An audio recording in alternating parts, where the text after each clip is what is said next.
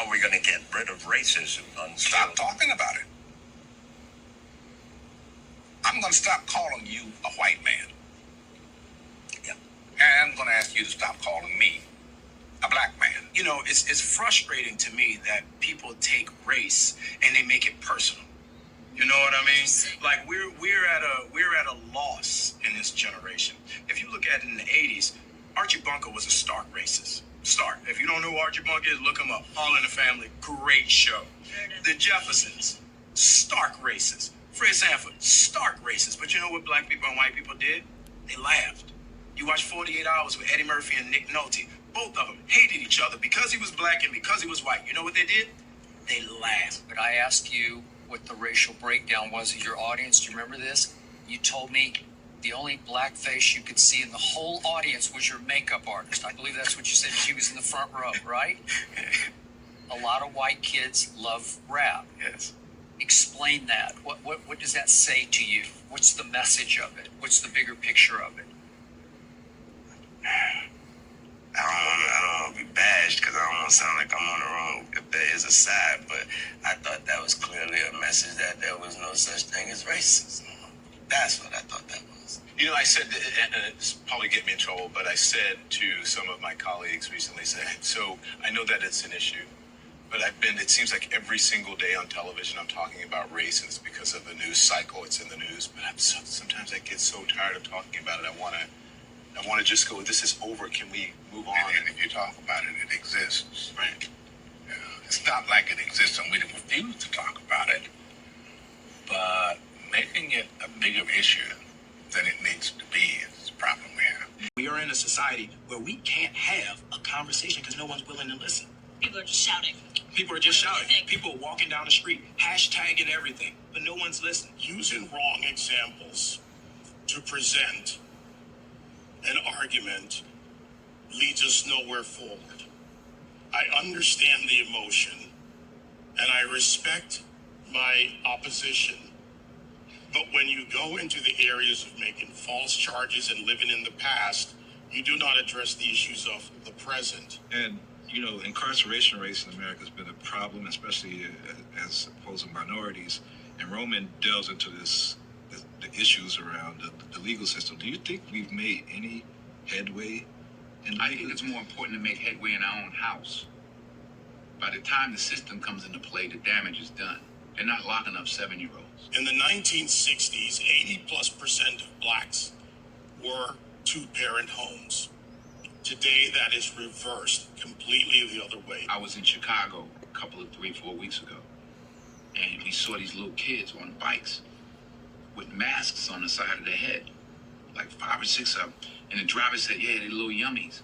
I said, who? He said, little yummies. Look up, Google Little Yummy. Little Yummy was an 11-year-old murderer.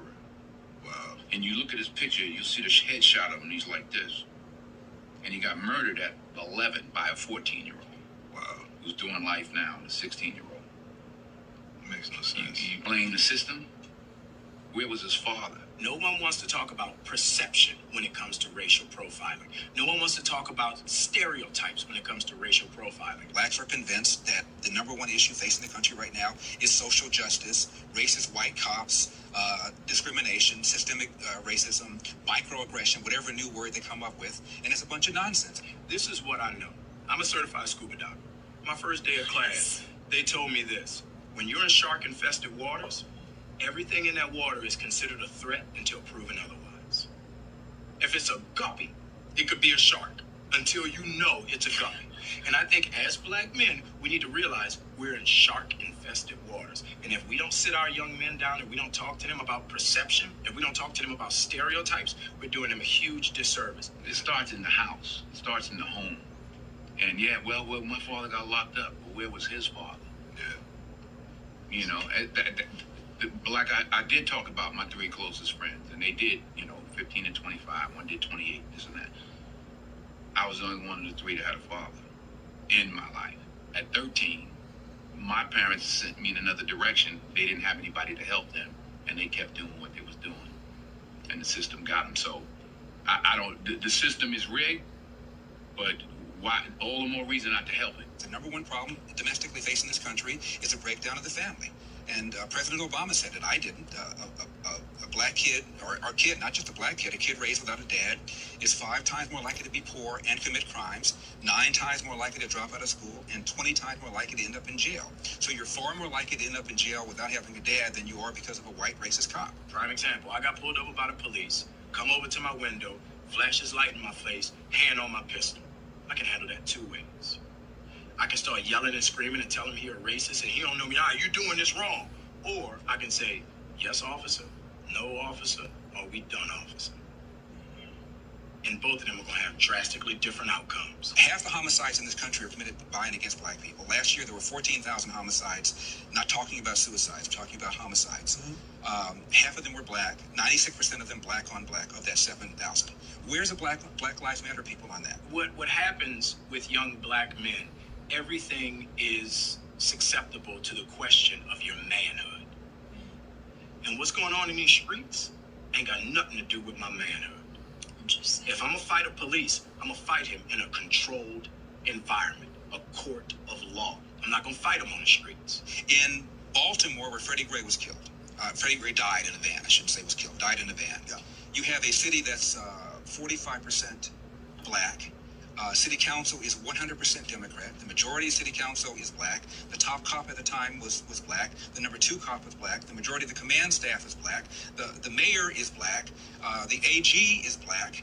And yet here we are talking about racism. I mean, it's absurd. All cops aren't bad cops. 99% of cops are really good dudes and women. I've 99% of the people I've met that are cops are dope.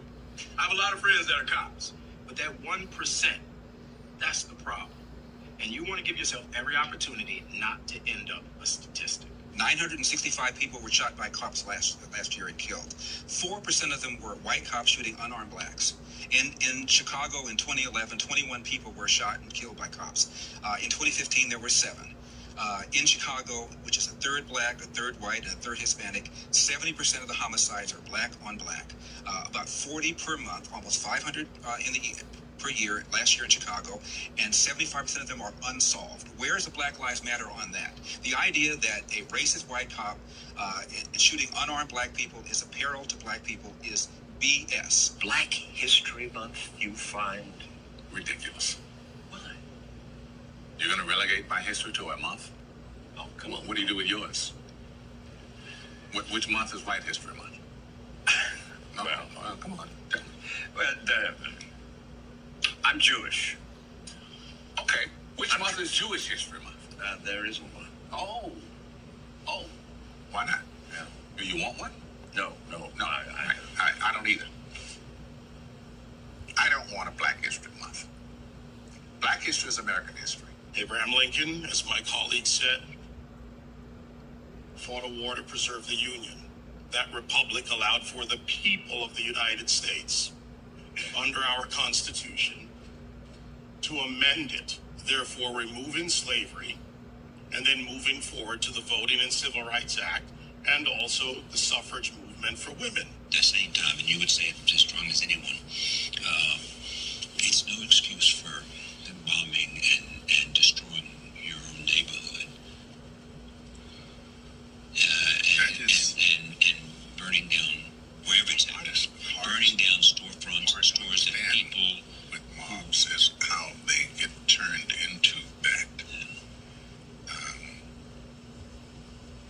What's to be gained? You stop for one split second to think. Burning and looting doesn't help you in any way. I understand y'all upset. Like it was already said, I doubt y'all half as upset as I am.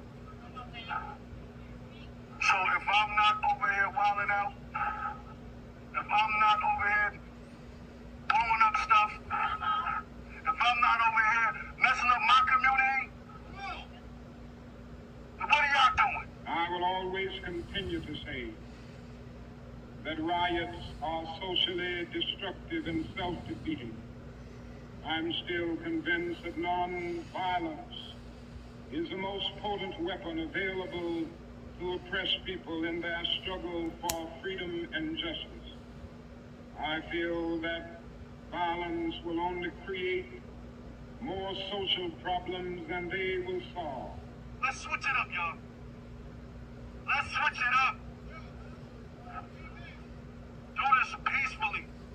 Please. My brother moved here from Houston. And I used to talk to him on the phone. He loved it here. He started driving truck. He was good. So I highly doubt. No, I don't know. I know. He would not want y'all to be doing it. So I will continue to condemn riots, and continue to say to my brothers and sisters that this is not the way. Continue to affirm that there is another way.